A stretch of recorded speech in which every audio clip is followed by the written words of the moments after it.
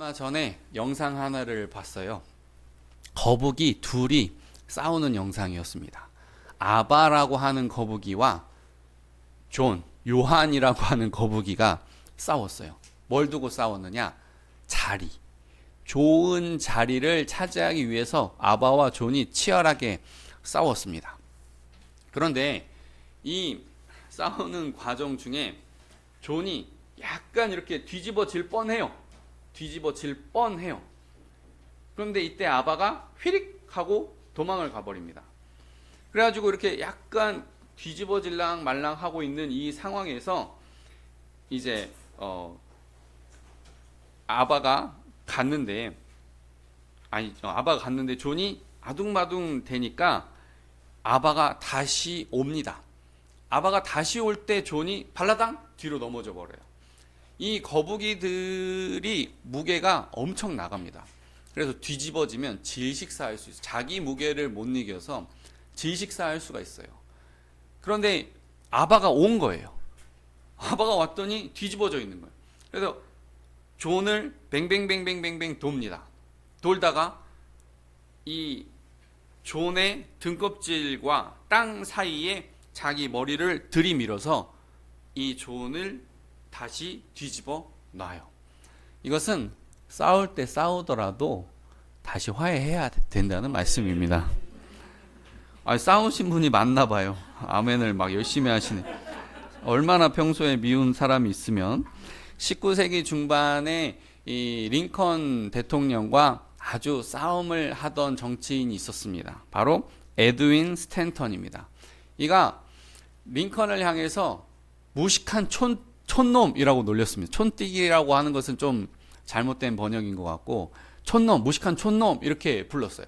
그것 말고도 신문 기사며 다른 어느 면에 그보다 더 심하게 놀렸어요. 뭐 원숭이다, 뭐 고릴라다, 막 털이 많으니까 아직 사람이 덜 됐다, 이런 식으로 막 놀렸어요. 그런데 링컨이 대통령이 된 다음에 누구를 국방장관으로 앉혔느냐면 바로 에드윈 스탠턴입니다. 이 에드윈 스탠턴이 한 일은 뭐냐면 군부대 비리, 방산 비리, 뇌물 이런 거 척결하고 젊고 유능한 장군을 딱 재배치를 해가지고 전쟁에 승리할 수 있도록 한 거예요. 거기다가 철도 시스템을 잘 도입을 해서 원래 병력과 보급 물자가 한 수개월 갈 것을 열 하루 만에 단축시킵니다. 그래서 이 노예 해방 전쟁이라고 하는 미국의 남북 전쟁에서 승리하게 되는 결정적인 역할을 하게 돼요. 그리고 이 사람 에드윈 스탠턴은 이 링컨의 정치 철학에 공감합니다. 이 노예들을 풀어줘야 된다. 이 사람들 자유롭게 경제 생활할 수 있도록 해야 된다라는 것에 깊이 공감하고 이제 링컨과 함께 걸음을 맞추기 시작합니다. 그러나 우리가 알다시피 링컨이 암살당해요. 죽습니다. 정치적인 반대자들에 의해서 암살당합니다. 이때 가장 깊이 애도한 사람이 바로 이 스탠턴입니다. 젊은 날에 가장 원수 같았던 그와 가장 크게 화해하고 가장 크게 협력했던 사람이라고 알려져 있습니다. 자, 오늘 선교 여행을 앞두고 바울과 바나바가 심히 다툰 이야기가 나와요. 이것에 대한 배경을 조금 설명을 드리면, 이 바울과 바나바가 안디옥 교회에서 이제 선교를 출발을 해서 이제 실루기아 항구에서 구브로에 도착을 합니다. 키프로스라고 하는 섬, 우리 조상들이 키프로스가 발음이 안 되니까 구브로 이렇게 했던 그 섬에서 막 이렇게 이제 전도를 하고 복음을 전하고 이런 사역을 하다가 이제 다시 항구에서 배를 타고 버가에 도착을 합니다. 이때 마가 요한, 이제 마가라고 흔히 알려져 있는 마가 요한이 나 이제 못 하겠습니다. 나 이제 못 와요. 그러면서 예루살렘에 가버려요. 중도 포기를 선언을 하고 그걸 실행을 해버려요. 그러나 바울과 바나바는 선교를 계속하죠.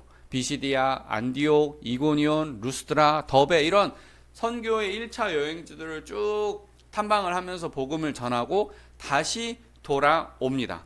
그런데 이 바울도 대단한 게, 옛날에는 복음을 위해서 누가 나를 핍박한다면 광주리를 타고 라도 도망하는 사람이었어요. 바울이 이렇게 목숨 걸고 복음 전하는 사람이 아닙니다.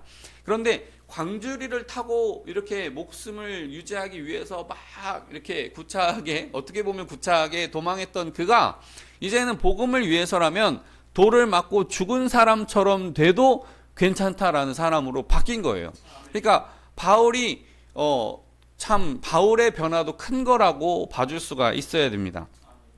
오늘 본문 36에서 38절, 며칠 후에 바울이 바나바더러 말하되 우리가 주의 말씀을 전한 각 성으로 다시 가서 형제들이 어떠한가 방문하자 하고, 바나바는 마가라 하는 요한도 데리고 가고자 하나 바울은 밤빌리아에서 자기들을 떠나 함께 일하러 가지 아니한 자를 데리고 가는 것이 옳지 않다 하여.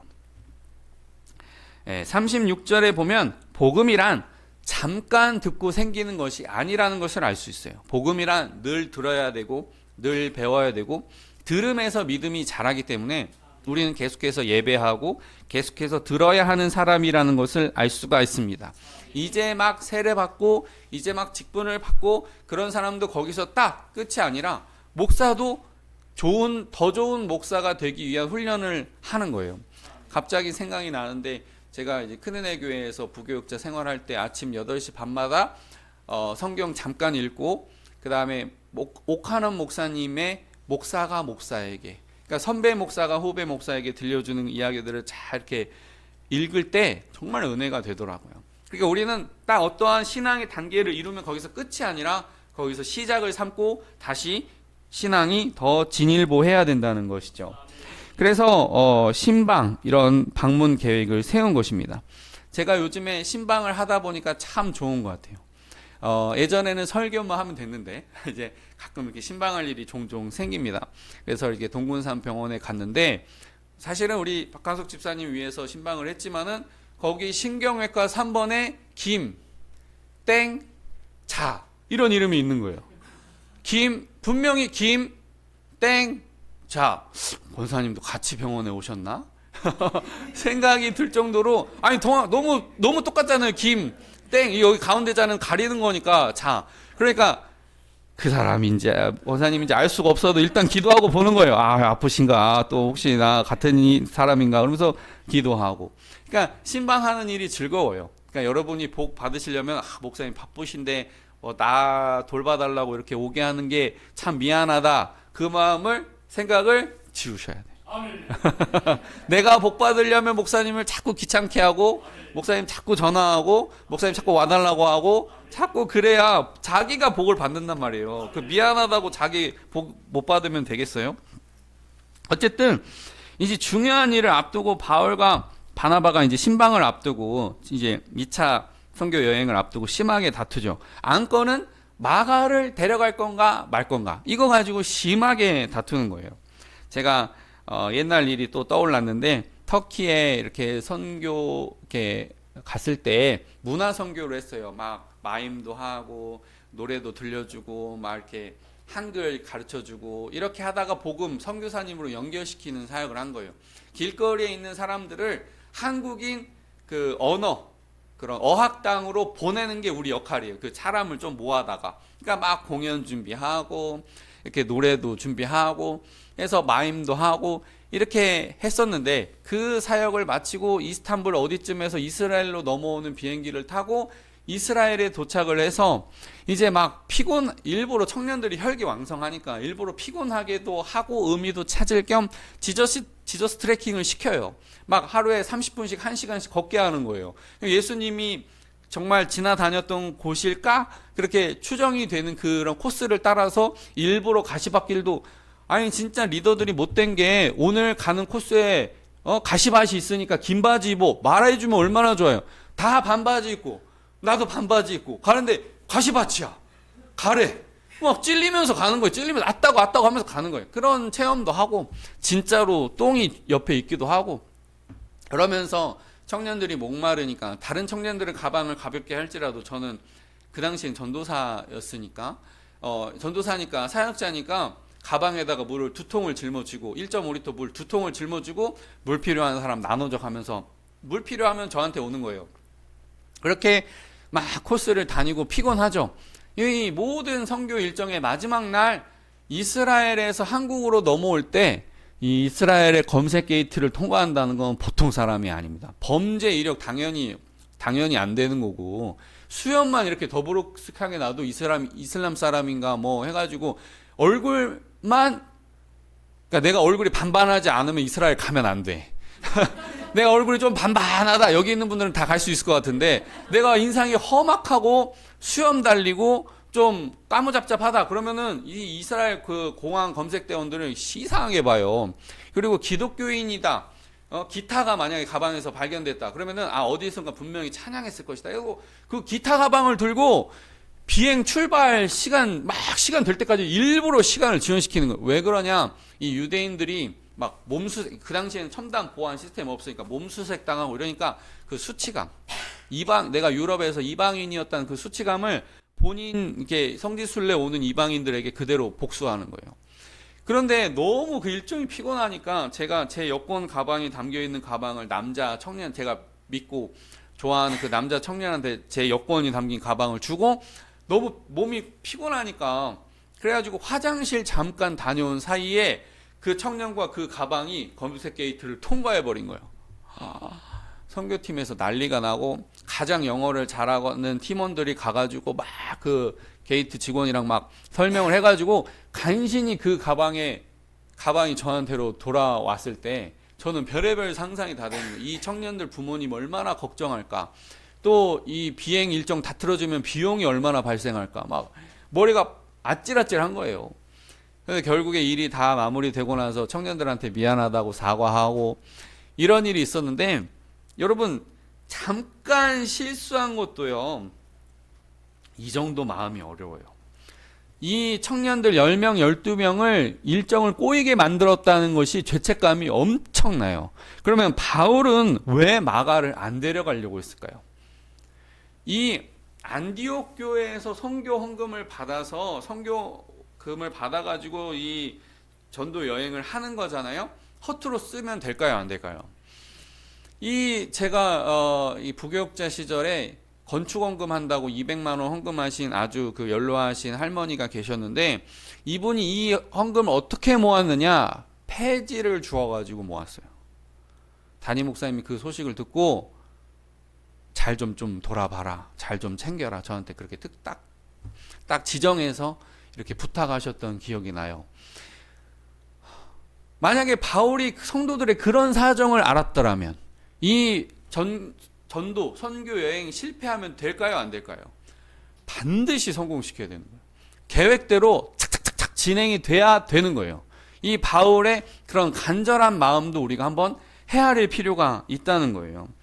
자, 바울이 만약에 자기가 번 돈으로 선교 여행을 아마 했다면 이렇게 마음이 힘들진 않았을 거예요. 자기가 텐트 메이커에서 자비량으로 선교 여행을 떠났다면 마가가 중도에 탈락해도 마음이 그렇게 힘들지는 않았을 거라는 거죠. 그러나 절대로 실패해서는 안 되는 헌금이 모아졌고, 그것을 통해서 선교가 이루어진다면 절대로 이것은 실패되어서는 안 됩니다. 제가 개척을 했을 때도, 또 개척하기 전에도 그 존경하는 목사님께서 교회를 개척하고 지원받을 수 있다. 그러나 어느 정도 교회가 크고 자립을 목전에 앞두고 있다면 딱 그거 이제 그만 받겠습니다라고 선언하고 하나님께 조금 더 매달려서 자립을 해라. 그게 되는 교회의 특징이다. 그렇게 얘기를 하신 거예요. 그러니까 저는 처음에 이 교회 문을 열고 나온 순간부터 그런 마음을 가지고 있어요. 그렇지만 너무 또 부담감을 가지고 있으면 서로 피곤하니까 저도 내려놓음이 필요하다는 건 알지만 어쨌든 좀 이렇게 잘 해야 되는 거죠. 그리고 바울이 마가를 반대한 이유 두 번째는요, 사람을 잃어버리기 때문이에요. 사람. 만약에 마가가 중간에 포기한다고 했을 때 마가 혼자 달랑 보낼 수가 있을까요, 없을까요? 어려워요.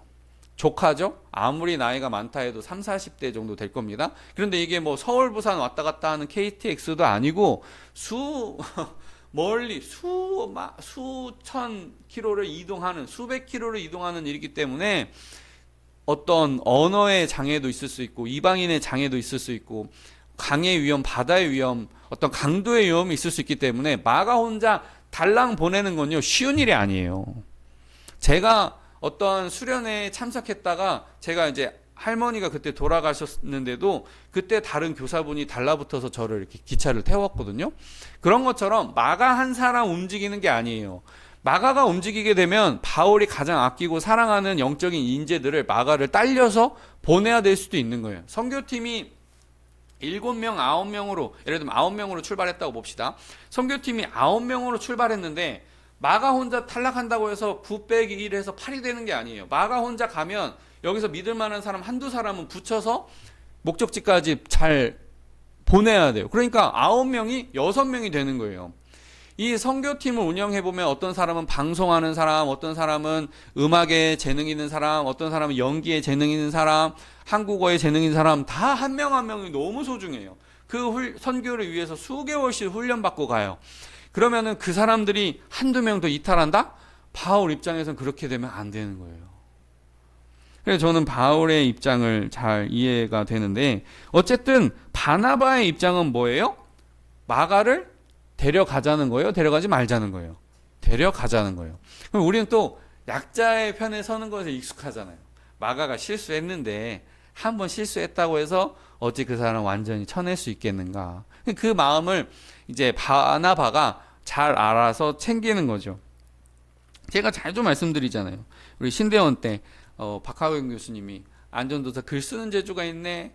3학년 때는 글만 잘 제 자랑 같아서 조금 거시기 하긴 한데 좀 참고 들어보세요. 1학년 때는 글 쓰는 재주가 있네 그러시더니 3학년 때는 글만 쓰는 줄 알았는데 이제 말도 언변도 좀 늘었네. 그렇게 말씀하실 때 무슨 천하를 다 얻은 기분 비슷한 약간 그런 느낌이 나요. 자, 이런 말을 할 때쯤에 늘 제 설교 패턴이 있더라고요. 내가 이때쯤 되면 이 예화가 나오는구나. 그런 패턴이 있어요. 그래서 제가 삼국지에 보면 이 유비가 제갈량을 이렇게 삼고초려해서 3번 설득해서 그러니까 3번 찾아가서 3번째 만에 만나서 데려오잖아요. 이 제갈량이 평생을 수고해서 북벌, 이제 중원 통일을 위해서, 중국 통일을 위해서 북벌을 나갈 때 뭘 이렇게 그 왕한테 내밀어요. 이제 읽어보시면 잘 알 텐데 출사표를 내밀어요. 그래서 제가 이 설교를 준비하다가 빨리 죽간을 주문했어요. 웬만하면 생생하게 설교하는 게 좋을 것 같다 싶어가지고 대나무로 엮어진 편지를 시켰는데 6월 2일 날 도착한대요.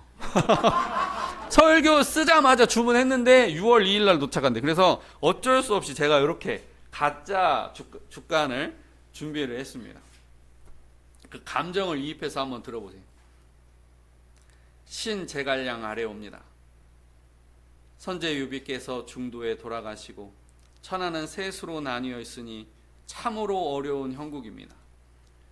그러나 충성스러운 신하들이 성실하게 일하고 있으니 이것은 모두 선왕의 은덕을 갚기 위함입니다. 왕께서는 충성스러운 신하들의 말을 귀담아 들으시고 간언하는 자의 말을 물리치소서. 상과 벌이 충실하게 지켜질 때 나라의 법도가 바로 섭니다. 그러니 왕께서는 사사로운 정에 이끌리시면 안 됩니다. 본래 신은 베옷을 입고 남양에서 밭을 갈며 생명이나 보존하려는 작은 선비에 지나지 않았으나 선왕께서 저를 비천하게 여기지 않으시고 3번이나 몸소 저의 초막에 오셔서 천하에 될 일을 물으셨습니다. 이에 감격한 저는 임관하여 수십 년을 보냈습니다. 그렇게 성실하게 일한 결과 나라가 부강해졌습니다. 이제 조조라는 간신을 물리치고 한 왕조를 회복하고 부흥시킬 것입니다. 이것이야말로 선왕의 은덕에 보답하는 것입니다. 만약 제가 공을 세우지 못하면 저의 죄를 엄히 다스려 주소서. 이제 제가 멀리 떠나니 표문을 마주하매 눈물이 앞을 가려 더할 말을 알지 못하겠습니다. 두루루루루루루. 이 제갈량의 이 출사표는요, 이게 진짜냐 가짜냐 논의가 있지만은 진짜다고 하는 그 주장이 힘이 실려요. 왜냐하면 너무 구체적이기 때문에 이건 제갈량 본인이 썼을 것이다라고 이렇게 여겨지고 있어요. 이게 보면 자기 재능을 알아보아준 죽은 군주에 대해서는 남자들은 목숨을 바쳐버려요. 남자들은 진짜 내가 재능이 부족한데 미리 알아봐주고 싹을 보고 너는 거목이 될 거야 라고 딱 선언해 준 사람한테는 이 사람들이 목숨을 바치는 성격이 있단 말이죠. 자, 그런데요, 우리 로마서 5장 6절에서 8절을 제가 주간보다 더 소중한 이 성경을 펴고 읽어보면, 우리가 아직 연약할 때에 기약대로 그리스도께서 경건하지 않은 자를 위하여 죽으셨도다. 의인을 위하여 죽는 자가 쉽지 않고 선인을 위하여 용감히 죽는 자가 혹 있거니와, 우리가 아직 죄인 되었을 때에 그리스도께서 우리를 위하여 죽으심으로 하나님께서 우리에 대한 자기의 사랑을 확증하셨느니라. 아멘. 유비는 제갈량의 재능을 알아봤어요. 저 사람 크게 될 사람이다. 재능을 알아봤어요. 근데 예수님은 우리를 볼 때 저는 구원받을 사람이다. 저는 천국 갈 사람이다. 저는 부활할 사람이다 라고 우리가 죄인 되었을 때에 죽으셨다는 것을 우리가 기억할 필요가 있습니다. 그래서 이 선교 여행이 얼마나 중요하고 많은 생명이 달린 일이고 또 생명을 넘어선 가치가 있다는 것을 결국에는 누가 깨달았냐면 마가가 깨달은 거예요. 아, 이거 중도에 포기할 일이 아니구나. 목숨 바쳐서 해야 되는 일이구나. 그걸 마가가 어느 순간 깨달았다는 거예요. 그래서 이어지는 또 본문을 살펴보면 39에서 41, 서로 심히 다투어 피차 갈라서니 바나바는 마가를 데리고 배 타고 구브로로 가고, 바울은 실라를 택한 후에 형제들에게 주의 은혜에 부탁함을 받고 떠나 수리아와 길리기아로 다니며 교회들을 견고하게 하니라. 아멘. 이 강의 위험, 강도의 위험, 이방인의 위험, 언어의 위험 다 이기고 이제 그 선교의 일을 해냈다는 거예요. 그리고 나서 마가의 행적은 베드로에게 가는 겁니다. 베드로에게 가는데, 이 베드로가 생각해보면 실수가 많았잖아요. 넘어지기도 했잖아요. 그런데 마가가 보니까 위로가 되는 거예요. 베드로가 분명히 넘어진 적이 있지만은 잘 일어났잖아요. 그러니까 마가가 그것을 보고 배우는 거예요. 그리고 나서 마가 복음을 쓰죠. 베드로를 따라다니면서 수행원으로서 듣다 보니 이게 성경으로 남은 겁니다. 물론 마태복음을 보면 조금 더 치밀하게 쓰고 조금 더 테마성 있게 쓰고, 누가복음은 이 시간성이 있게 쭉 써서 이해되게 쓰고 그런 점들이 있지만은 마가복음의 장점이 있어요. 마가복음의 장점은 뭐냐면은 전개가 빠르다는 거예요. 아주 드라마로 치면은 컷신이 착착착착착 넘겨진다는 거예요. 그래서 요즘처럼 좀 지겨운 것을 못 참는 젊은 세대가 마가복음이라도 접하면은 복음을 믿을 수가 있다는 거예요. 자, 그 다음에 예수님의 인간적인 모습이 잘 담겨 있어요. 화를 내시거나 또 배에서 베개를 베고 주무시는 모습 등 이러한 신앙 고백 같은 요한복음에 비해서 아주 예수님의 인간성이 잘 드러나 있다는 거예요. 그리고 세 번째는 고난받는 종이라고 하는 주제의식이 담겨 있어요. 우리가 구약 성경을 읽어보면 하나님을 믿고 하나님의 말씀을 잘 따르면 복을 받는다, 이런 일반적인 그 율법이 쓰여 있어요. 대부분의 상황에서 맞는 말이에요. 왜냐하면 인내하게 되고 소망을 갖게 되고 힘들어도 포기하지 않고 하나님의 기적을 체험하게 되고, 기적이 쌓이니까 하나님을 신뢰하는 신뢰성이 더 커지고 하나님 더 빨리 부어주시고, 이런 것들이 일반적으로는 맞는데 가끔 욥처럼 또는 바벨론 포로에 빠진 사람처럼 가끔 주님의 일을 온전하게 실천하려다가 고난당하는 사람이 있다는 것이 구약의 주제 안에서 발견되게 됩니다. 그런데 성경의 주인공이라고 할 수 있는 예수님께서 고난을 당하신다. 이것은 우리에게 엄청 큰 위로를 주는 것이죠. 하나님께서 이 세상을 만드실 때 무균실을 만든 것이 아니라 죄악과 스트러글, 막 죄악이랑 이 탐욕이랑 이기적인 사람들이랑 스트럭을 하면서 그것을 뚫고 나오는 것이 신앙이라는 것을 보여주고 있다는 것이에요. 마치 씨앗이 한 알 그대로 있으면 그대로 죽고 말겠지만 그것이 틀어지고 변형되면서 생명이 되듯이 우린도 이 죄악된 세상과 싸우면서 나를 괴롭히는 사람들과 싸우면서 꽃이 핀다는 거예요. 그냥 피는 게 아니라는 거예요. 그래서 마지막에 이 마가복음의 결론은 예수님의 부활인데 세상 사람들이 깜짝 놀라는 것으로 마무리가 되고 있어요. 이것은 세상 사람들이 기존에 알고 있었던 상식이 통하지 않는 세상이 열렸다는 거예요. 이전에 그냥 죽고 없어지고 무슨 짓을 저질러도 그냥 끝나는 것 같은 그 죽음이 끝이 아니라 하나님께서 열어주신 새 삶이 있다는 것이 마가복음을 통해서 첫 번째로 드러나게 되었습니다. 그러므로 이제 마가가 힘을 얻는 거죠. 이후에 우리가 읽었던 디모데후서 4장 11절을 읽어보면 누가만 나와 함께 있느니라. 내가 올 때 마가를 데리고 오라. 그가 나의 일에 유익하니라. 바울의 인정을 받는 마가의 모습을 볼 수가 있어요. 그러니까 자, 마가를 데려오라. 그럼 이게 익산에서 군산 오라. 그게 아닙니다. 그 당시는 대륙에서 대륙으로 넘어오라는 말과 똑같은 말이에요.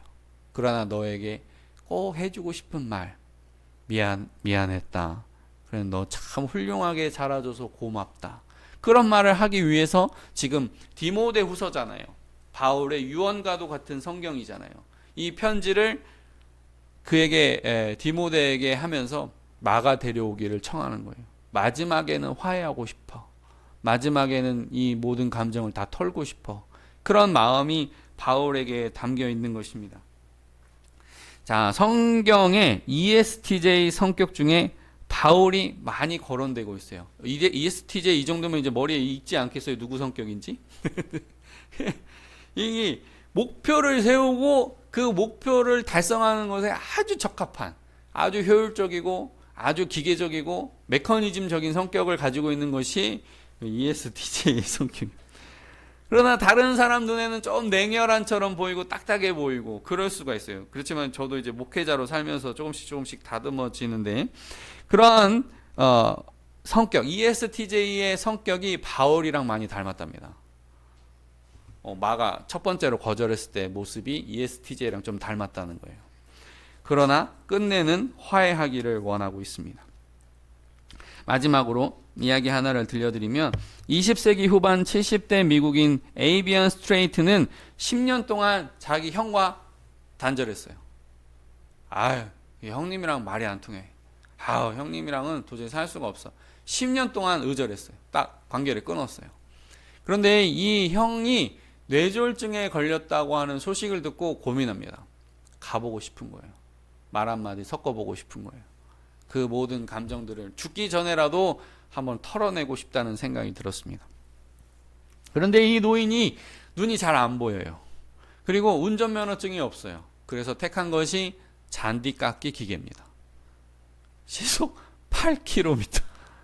다다다다다다. 우리 경운기보다 아마 느릴 거예요. 경운기 다다다다다다다다. 경운기에 리어카 싣고 뭐 농약 주고 뭐 이제 그렇다고 했다면 잔디깎기 기계에다가 트럭 리어카 엮어가지고 그게 무슨 캠핑카가 아니에요. 그냥 얼기설기 그냥 비 피하고 바람 맞고 그 정도 수준의 것을 타고 가다가 중간에 또 사고가 나요. 안 움직이기도 하고 별의별 일을 다 겪다가 마침내 390km 지점을 통과해서 6주 만에 형의 집에 도착합니다. 서로 눈물을 흘리고 전쟁의 그 참상에 대해서 아픔을 공유하고 형을 용서하고 나중에는 이 형과 함께 살아가는 것이 실화의 그런 바탕을 실화를 기반으로 해서 만들어진 이 영화예요. 스트레이트라고 하는 이 영화입니다. 그래서 우리에게도 이런 용기가 있었으면 좋겠어요. 누군가가 깊이 미울 수가 있습니다. 그게 뭐 먼 사람이 아니에요. 아주 가까운 사람이 아주 깊이 미울 수도 있습니다. 그러나 그런 미움마저도 끝내는 주님 앞에서는, 생명 앞에서는 용서하시는 그런 여러분, 그런 제가 되기를 주님의 이름으로 축복합니다. 아멘. 기도하겠습니다.